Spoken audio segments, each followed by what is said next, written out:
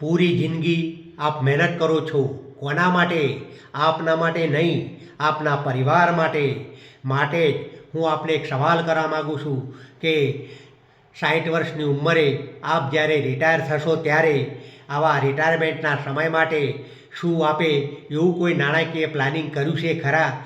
કે જેથી કરીને આવા રિટાયરમેન્ટના સમયમાં જ્યારે આપની આવક બંધ હોય ત્યારે આપને બીજા કોઈના ઉપર આધારિત રહેવું ના પડે અને એક શેર જેવી જિંદગી આપ જીવી શકો.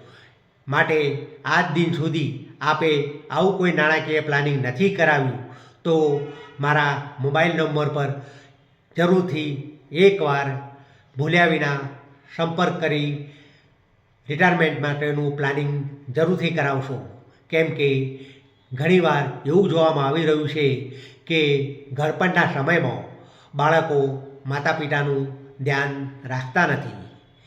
માટે જરૂરથી રિટાયરમેન્ટ માટેનું પ્લાનિંગ અત્યારથી જ કરાવશો. Thank you so much. નમસ્કાર.